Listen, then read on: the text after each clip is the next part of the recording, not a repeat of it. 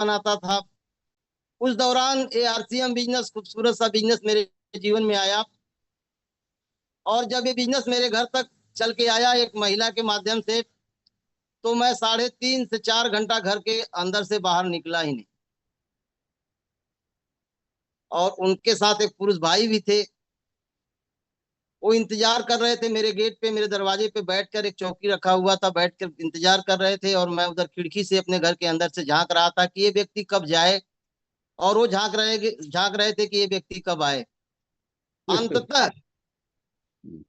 3.5 घंटा, 3.25 4 घंटा के बाद वो व्यक्ति बैठे रहे महिला के साथ।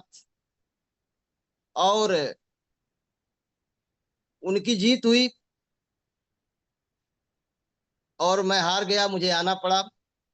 आरसीएम का मार्केटिंग प्लान दिखाया गया, इसके प्रोडक्ट दिखाए गए, बहुत सारी बातें बताई गई। कुछ बात समझ में नहीं आई। एक बात सिर्फ समझ में आया कि खाना तो है ही कहीं ना कहीं से। 44 साल उम्र थी उस समय मेरी। मेरे दिमाग में एक ही बात आया, शिव कुमार 44 साल से कहीं ना कहीं से खा रहा है। इतनी बातें कह रहे हैं तो 2-4 साल इनकी बात मान करके खा लो। जो बोल रहे हैं आएगा तो ठीक है, नहीं तो 44 साल से कौन आया है। बाप दादा भी खा के मर गए, यहाँ से कुछ नहीं आया, यहाँ भी नहीं आएगा तो क्या जाएगा। बस इसी माइंड सेट के साथ मैंने उनको हाँ कह दिया। मगर फिर भी दिल में कहीं ना कहीं चल रहा था कि अरे यार कहीं फंस तो नहीं रहा हूँ। उसके बाद मैंने उनको टाइम दिया, जैसा कि अमूमन हम लोग के साथ होता है। लोग कहते हैं ठीक है, सोच के बताएंगे, समझ के बताएंगे। ठीक यही चीज मैंने भी बोला, सोच के बताएंगे। बोले कब तक? बोले हम बोले 1 हफ्ता बाद। 1 हफ्ता बाद उनका कॉल आता है, बोले भैया मैं बोल रहा हूँ आरसीएम वाला, आप कहे थे। वहां पे फिर भी दिमाग में मेरे खुरापात चल रहा था कि अब कौन कैसा झूठ बोले। हम कहे ऐसा है कि अभी व्यवस्था नहीं हुआ है, 1 हफ्ता बाद फिर कॉल करिएगा तो बताएंगे। 1 हफ्ता बीतता है, 1 हफ्ता बाद फिर कॉल आता है उनका। और वहां पे मैं फंस गया कि कितनी बार आदमी को गोली दूंगा। वो हम कहे ठीक है आइए, मगर एक चीज है, मैं गाड़ी नहीं चलाता हूँ, मुझे गाड़ी नहीं चलाता है, रियल बात है, मुझे गाड़ी चलाने नहीं आता है। वो बोले कि कोई बात नहीं, हम है ना। वो आते हैं, घर पे जब आ जाते हैं तो फिर दिमाग लगाते हैं हम कि देखिए, एक बार आप पहुंचा देंगे, एक बार मुझे खरीदवा देंगे, फिर बार बार कौन पहुंचाएगा, कौन खरीदाएगा। बोले कि हम है ना। और वहां पे उनके साथ मैं गाड़ी पे बैठता हूँ और लेके जाते हैं एक ऐसी पीयूसी पे जहाँ पे शीशे का दरवाजा था, शीशा बंद था, अंदर एकदम पूरा डब्बा की तरह खाली था, बस सिर्फ 10-12 ठो बीच केक टिकिया था। मेरा माथा खराब हो गया। बोले क्या सर, आप लोग यही बात बोलते हैं करोड़पति बनेंगे, लाख रुपया महीना आएगा, यही डब्बा दिखाते हैं आप लोग। कहते हैं कि कोई बात नहीं, चिंता मत करिए, आगे चलते हैं। उसके बाद जाते हैं सुंदरपुर, गुप्ता जी की पीयूसी है वहां पे। उनका दुकान कुछ भरा था। वो भरा इसलिए था कि वहां पे बाबा रामदेव के कुछ प्रोडक्ट थे और बाहरी प्रोडक्ट थे, और साथ में आरसीएम का तो था। तो मुझे कुछ पता नहीं आरसीएम क्या है और क्या है। वो मुझे देखकर कुछ अच्छा लगा। बोले सामान निकाल लीजिए। हम ठीक है निकालते हैं। हम निकालने लगे तो आधा से ढेर रामदेव बाबा का निकाल डाले और आधा मार्केट का और आरसीएम का उसी में चला आया भूल से। बोले ये नहीं, ये नहीं है, ये नहीं है। हमको तब आप निकालिए। तब उन्होंने अपने हाथ से निकाला। प्रोडक्ट निकालते निकालते 4865 रुपए का सामान, पहली बिलिंग मेरी 4865 रुपए से मेरी ज्वाइनिंग हुई। सिलसिला शुरू हुआ, लेकर सामान घर पे आ गए। दरअसल मैं अपनी पत्नी के प्रेशर से जुड़ा था, इसलिए पत्नी को सामने ले आके सामान को पटक दिया। क्योंकि वो जो लेडीज आई थी वो मेरी पत्नी की सहेली थी। मैंने बोला कि लो मैं पैसा तो लगा दिया हूँ, अगर कोई प्रोडक्ट खराब हुआ तो तुम जानना, तेरा काम जानना। पत्नी मेरी चुप है, डर के मारे कुछ बोल नहीं रही थी। मगर सामान को धीरे धीरे यूज होने लगा, यूज होने लगा। बहुत सारे सामान अच्छे लगे, बहुत नहीं अच्छे लगे। क्योंकि जो बाहर का माइंडसेट था, एक चीज मैंने महसूस किया वहां पे कि कोई भी प्रोडक्ट अगर हम यूज कर रहे हैं तो पिछले कितने सालों से यूज कर रहे हैं। एक बैग अगर कोई चीज आता है घर में तो उसको आदमी एक जार नहीं कर पाता है। और वहां पे फिर उनको फोन किए, आपका उन्होंने फोन किया कि क्या सर सामान कैसा लग रहा है हमको, सामान आपका बहुत खराब है। सीधा एकदम एक वर्ड में मैंने बोला था कि आपका सामान बहुत घटिया है। और उन्होंने कहा कि क्या क्या घटिया है। हम कहे साबुन नहीं सही है, आपका शैम्पू नहीं सही है। तो उन्होंने एक बहुत अच्छी बात बोला, कहें कि सर हो सकता है आज आप क्या पहनते हैं, उन्होंने बोला कि आप क्या पहनते हैं, हम बोले पैंट शर्ट पहनते हैं। बोले सर अगर आपको धोती कुर्ता एक बैग पहना दिया जाए तो क्या आप उसको तुरंत कंफर्टेबल महसूस करेंगे? हमको बिल्कुल नहीं। कहे अगर वही जरूरी हो जाए कि 1 महीना तक आपको पहनना ही पहनना है और 1 महीने के बाद आपको अच्छा लगने लगेगा कि नहीं, हमको बिल्कुल। मेरे बात दिमाग में खनक गई कि व्यक्ति तो बहुत सही कह रहा है। और एक बात बोले कि तेल कैसा है, हमको तेल में तो कोई स्वाद ही नहीं है यार, कोई चीज नहीं है। तो उन्होंने एक दूसरी बात बोला कि सर एक बात बताइए, मार्केट में बिकने वाले हर प्रोडक्ट हर किसी को पसंद नहीं आते हैं। जो कि बाहर की दुनिया में है, किसी को करेला बहुत पसंद आता है और किसी को बहुत कड़वा लगता है, किसी को परवल बहुत अच्छा लगता है मगर किसी को बहुत पसंद नहीं आता है। यहाँ तक कि बोले कि घी, घी इतना बढ़िया चीज होता है, इतना इसका क्वालिटी बढ़िया होता है देसी घी, मगर कुछ लोग देसी घी के महक से दूर भाग जाते हैं। किसी लोग को तो दूध बर्तन में लग जाए तो उस बर्तन में खाना नहीं खाते हैं, तो इसका मतलब उसका क्वालिटी खराब है। मेरे बात दिमाग में बात समझ में आई सर कि नहीं, मेरी पसंद नहीं हो सकती है मगर वो क्वालिटी खराब नहीं हो सकता। उसी दौरान एक प्रोग्राम हुआ मुगल सराय प्लान डिपो क्लब में, और उन्होंने वो आए और मुझे कहे सर चलना है हमको। देखिए एक बात, एक लाइन में सर मैंने बोला था कि देखिए मेरे पास न मैं गाड़ी चलाता हूँ, मैं साइकिल का मिस्त्री हूँ, 12 से 14 घंटे मैं काम करता हूँ, मेरे पास बिल्कुल टाइम नहीं है। आपके कहने से मैं ज्वाइन कर लिया, मैं कहीं जाऊंगा नहीं। उन्होंने कहा कि सर एक बार चलिए मेरे साथ। लेकर गए, किसी तरह तैयार किए और मैं बैठा उनके गाड़ी पर लेके गए। और वहां जाने के बाद सर 100 रुपया टिकट था। यहाँ तक तो बात ठीक थी, मगर जब टिकट की बात आई तो और माथा मेरा खराब हो गया कि अरे यार धोखे से ला कर ये लूटते हैं आप लोग, ये लूटते हैं। अंत में उन्होंने पैसा दिया, पहले टिकट का पैसा उन्होंने दिया, कोई बात नहीं मैं पैसा दे देता हूँ, आप चलिए बैठिए। जाकर के एकदम पीछे बैठा था आदरणीय राकेश शर्मा सर का पहला मीटिंग, पहला सेमिनार था सर। और देखते के बाद वहां पे जब चढ़ने लगे सब लोग, शुरुआत हुआ कोई 500, 1,000, 2,000, 5,000, 10,000, 50,000, 60,000, 70,000, 1 लाख। लास्ट में दरोगा सर आए, आदरणीय दरोगा सर आए, और उन्होंने उस समय बोला था मेरी 1 महीने की इनकम 2,65,000। सब बात तो हजम हो रही थी मगर ये बात मुझे हजम नहीं हुई सर।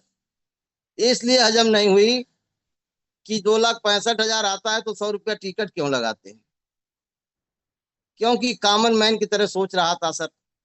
और उसके बाद किसी तरह प्रोग्राम खत्म हुआ और रास्ते में उनके गाड़ी पे बैठ के आया। मैंने बोला कि अच्छा ये बात बताइए सर कि ये जब जब इतना इतना कमाते हैं तो 100 रुपया टिकट क्यों लेते हैं? क्या ठीक है, इसका जवाब भी आपको मिल जाएगा। धीरे धीरे समय बीतता गया, समय बीतता गया। उस दौरान मैंने बेटिक सेमिनार में आता जाता गया और मेरा विजन खुला। पता चला कि ये 100 रुपया क्यों लिया जाता है। बोले कि सर अगर कोई चीज फ्री में मिलती ना तो उसकी वैल्यू नहीं होती है। बोले कि आज अगर फ्री की वैल्यू होती तो सारे लोग अपने बच्चों को प्राइमरी स्कूल में पढ़ाते। कारण क्या है कि प्राइमरी स्कूल में नहीं पढ़ाते? क्योंकि फ्री में पढ़ाया जाता है, इसलिए उसकी वैल्यू नहीं होती है। धीरे धीरे 6 महीना बीत गया सर। 6 महीने के बाद मेरी पहली इनकम 679 रुपया आई। जब 679 रुपया आया तो मुझे विश्वास हुआ कि मेरा बिना कुछ किए केवल खरीदारी करके सेमिनार में जाने के बाद मेरा 679 आ सकता है, तो 2,65,000 भी आ सकता है। वहां से कहानी स्टार्ट हुई सर, और मैं फिर पीछे मुड़कर नहीं देखा। और आज आप लोगों की कृपा से, आप लोगों की सानिध्य में रह करके लगातार सिस्टम में बने रहने के कारण मैं आज स्टार प्लेटिनम पिन पे हूँ। पहली इनकम 679 और हाईएस्ट इनकम 78,444 रुपए की आई। और सर बहुत उतार चढ़ाव भी आए, बहुत कुछ सुनने को मिला। लोग कहें देखिए करोड़पति जा रहा है। आज मेरे बेटे, जिस रास्ते से मेरा बेटा निकलता है, मेरी पत्नी निकलती है, आरसीएम जा रहा है, आरसीएम जा रही है। एक चीज है सर कि बाहर में कितनी भी निगेटिविटी है, अगर घर में आपके संतुलन बना है तो आपको कोई हरा नहीं सकता है। अगर घर में आप विजय प्राप्त कर लिए तो बाहर के सारे जंग आप जीत सकते हैं। मेरा पूरा परिवार आरसीएम में है सर, मेरा बच्चा बच्चा लेकर के सब। अब पत्नी पत्नी इसलिए आरसीएम में है कि क्योंकि उनकी सहेली के द्वारा आरसीएम आया। आज मेरी पत्नी सुबह सुबह 6:30 बजे गुरुकुल में बैठती हैं, 10 बजे एक प्रोग्राम 100 डे का आता है, उसमें बैठती हैं, 1 बजे बैठती हैं, शाम को 8 बजे बैठती हैं।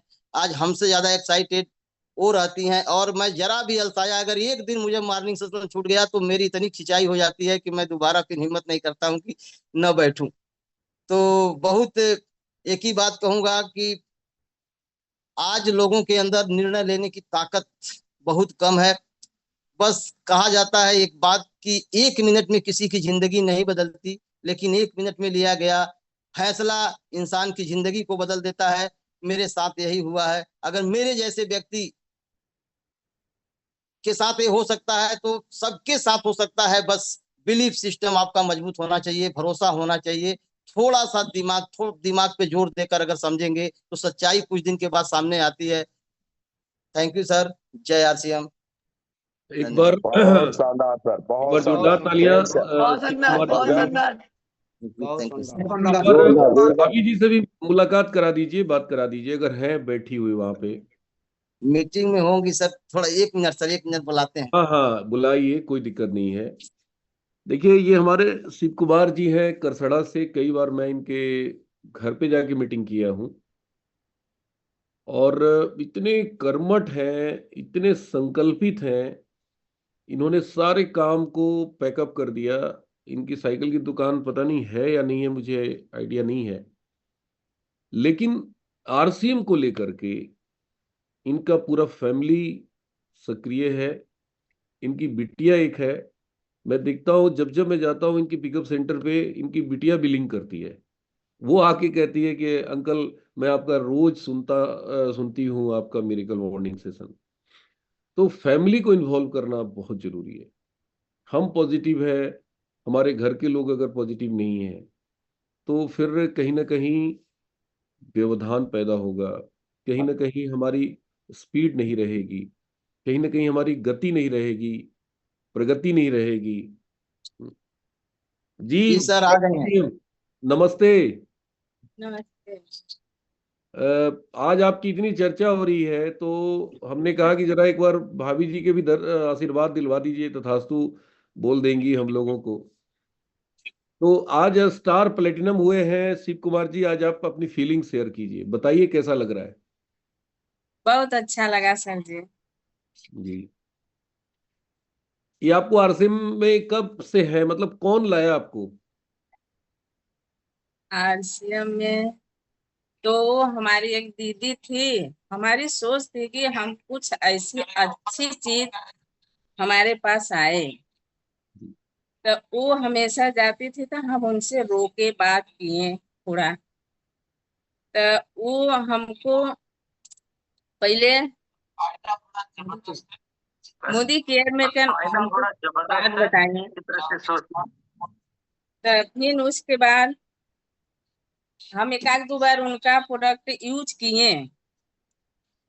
तो फिर वो हमको बहुत अच्छा लगा। तो हम सोचे कि जो हम सोच रहे हैं वो चीज हमको लग रहा है कि मिल रहा है।